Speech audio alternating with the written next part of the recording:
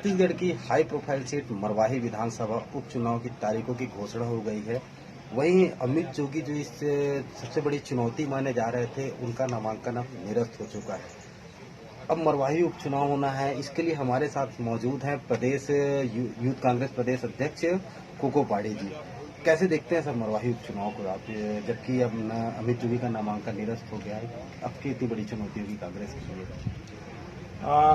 सही मायने में जो काम अच्छा करता है, जो सरकार के रूप में जनता को विकास की सौगात देने की सोच रखता है, उसे चुनौती नहीं लगती। जनता की अदालत में जाने से पहले कांग्रेस पार्टी की सरकार ने, भूपेश बघेल जी के नेतृत्व वाली सरकार ने पेंड्रा गौरेला मरवाही की जनता को एक उनकी बहुत पुरानी मांग, जो जिले की मांग थी, उस जिले को देके, उस सौगात को देके इस क्षेत्र की जनता के लिए, इस जिले की जनता के लिए विकास का रास्ता खोलने का काम कांग्रेस पार्टी ने किया।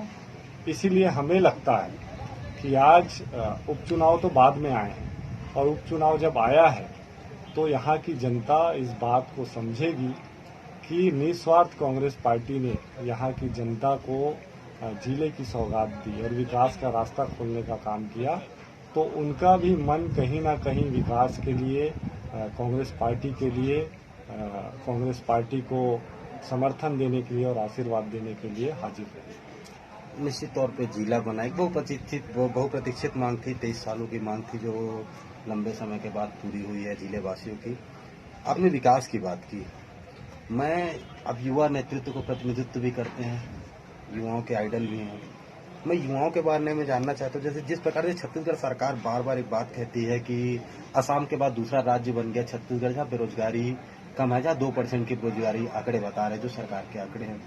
क्या लगता है ये आंकड़े भ्रामक आंकड़े हैं या सच में इस तरीके से 98% लोगों को रोजगार मिल चुका है? आप देखेंगे कि कोरोना संकट के चलते जो समस्याएं देश में उत्पन्न हुई, जो केंद्र सरकार की नीति और मंशा इस देश के मजदूरों के प्रति या इस देश के युवाओं के प्रति, इस देश के किसानों के प्रति जो रोजगार के माध्यम थे, वो सारे रोजगार के माध्यम इस कोरोना संकट में कम हुए। लेकिन सरकार की अगर इच्छा शक्ति हो और वो कुछ करने का जज्बा रखता हो, तो वो छत्तीसगढ़ सरकार ने दिखाया है।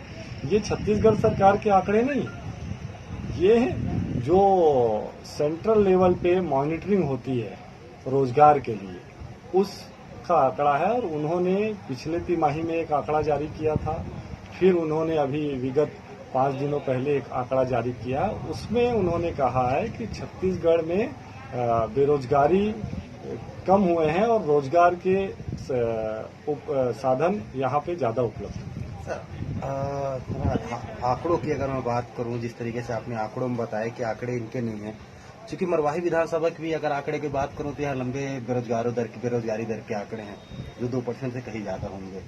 अब इसकी बात करूं, जैसे कि एक भी मजदूर पलायन हुआ, लॉकडाउन का समय चला था, मजदूर को पलायन हुआ। सरकारी छत्तीसगढ़ सरकार के जो आंकड़े आए उसमें 67,000 के आंकड़े थे, जो मजदूर पलायन के आंकड़े दिए जा रहे थे, जबकि उससे भयावह आंकड़े थे 2.5 से 3 लाख के आंकड़े बाद में निकलकर सामने आए।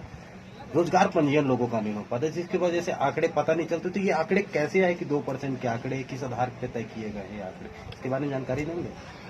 आपको आपकी बात जो आपने लॉकडाउन के दरमियान प्रवासी मजदूरों की, प्रवासी मजदूरों के प्रति संवेदनशीलता जो छत्तीसगढ़ की सरकार ने दिखाई कि दूसरे राज्यों में जो छत्तीसगढ़ के लोग काम कर रहे थे, जो लोग अपने घर आना चाहते थे, उनके लिए रास्ते खोलना, उनको घर तक पहुंचाना और उनके रोजगार की व्यवस्था करना। आपको ये समझना पड़ेगा कि रोजगार गारंटी के माध्यम से पूरे देश में अगर सबसे ज्यादा रोजगार देने वाला अगर कोई प्रदेश है तो वो छत्तीसगढ़ राज्य है।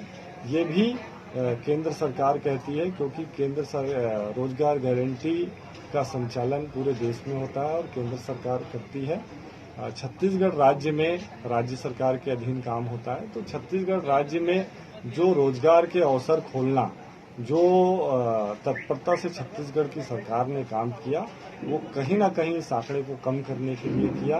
और जो लोग रोजगार के लिए यानी रोजगार के लिए लोग भटके नहीं, इसके लिए छत्तीसगढ़ की सरकार ने काम किया। और आपको एक चीज और बताना चाहूँगा कि पिछले 15 साल में भारतीय जनता पार्टी की सरकार थी और पिछले प्रदेश में और पिछले 6 वर्षों से देश में भारतीय जनता पार्टी की सरकार है। और 2018 के बाद अभी तक 2 साल हुए हैं, 2 साल भी अभी पूरे नहीं हुए, अगले महीने में जाएंगे।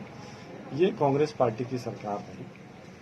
हमारी सरकार ने लोगों को रोजगार देने के लिए वो सारे प्रयास किए हैं जो एक सरकार की जिम्मेदारी होती है, और उस पर आगे बढ़ रहे हैं। देखिए, विपक्ष हो सकता है कि विपक्ष कुछ भी लांछन लगाए, लेकिन अगर आप एक आम नागरिक की हैसियत से सोचेंगे या आम एक विचारक की हैसियत से सोचेंगे तो आपको लगेगा कि 2 साल में सरकार ने जो काम किया है वो सच में अच्छा काम किया है और वो अभी आगे बढ़ रही है। ये कोरोना संकट के चलते बहुत सारी चीजों पे रुकावट आई, बहुत सारी चीजों पे दिक्कत आई, लेकिन सरकार ने अपनी इच्छा शक्ति कोरोना के संकट पे भी दिखाया और आगे बढ़ने का प्रयास किया।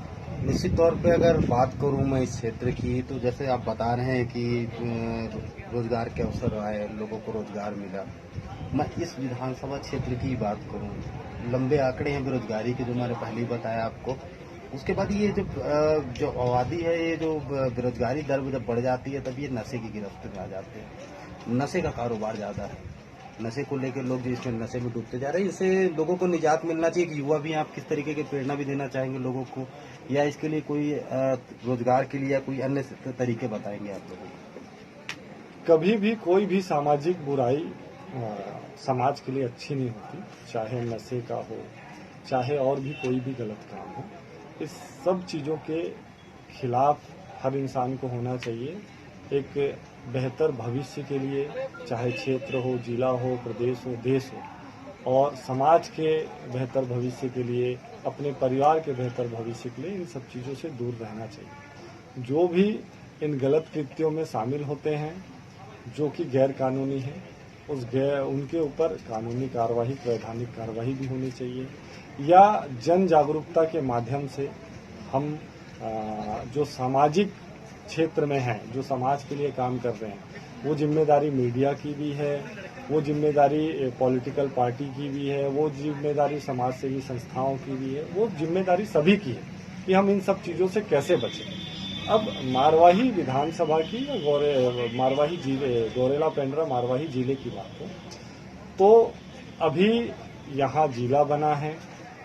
यहाँ के विकास कार्यों को देखा जा रहा है। जो भारतीय जनता पार्टी के 15 साल के कार्यकाल में यहाँ के लोगों को जो चीज नहीं मिला, यहाँ जो विकास नहीं हुआ, उस विकास को कराने के लिए, विकास की गाथा बुनने के लिए, यहाँ के लोगों के हित में कार्य करने के लिए कांग्रेस पार्टी और कांग्रेस की सरकार तत्पर है। मैं बार बार वही बातों को दोहरा रहा हूँ कि हम लोगों ने, हमारी पार्टी ने, हमारी सरकार ने संकल्प लिया कि पेंड्रा, गौरेला सहित पूरे छत्तीसगढ़ में कैसे सुशासन और कैसे विकास की गति बढ़ाई जाए, उसके लिए काम करें। मेरा आखिरी सवाल आपसे ये था कि जिस तरीके से मरवाही चुनाव होना है, अगर आपकी पार्टी का विधायक जीत कर आता है, युवाओं के लिए क्या योजनाएं हैं आगे की? युवाओं को आगे, चाहे रोजगार के माध्यम से कहें, चाहे शिक्षा की व्यवस्था यहाँ पर नहीं है, शिक्षा को लेकर आगे क्या प्रयास रहेगा सरकार का? शिक्षा की बात कहें तो मुझे जो जानकारी है, पेंड्रा गौरेला मारवाही में यहाँ के लोगों के लिए इंग्लिश मीडियम स्कूल की व्यवस्था भी की गई है, वो भी संचालित किया जाना है। और साथ ही साथ अगर यहाँ का विधायक कांग्रेस पार्टी का जीत के आता है, और मुझे आशा और विश्वास है कि कांग्रेस पार्टी को गौरेला पेंड्रा मारवाही की जनता आशीर्वाद देगी, समर्थन देगी, क्योंकि वो यहाँ पे विकास चाहती है। सरकार के बहुत सारे योजनाएं हैं जो इस पूरे प्रदेश के लिए है, उसमें पेंड्रा गौरेला मारवाही भी आएगा, विधानसभा भी आएगा और जिला भी आएगा। जो सरकार की योजनाएं यहाँ के लोगों के लिए है, यहाँ की जनता के लिए, यहाँ के युवाओं के लिए है, निश्चित रूप से उसका लाभ यहाँ के युवाओं को, यहाँ की जनता को मिलेगा।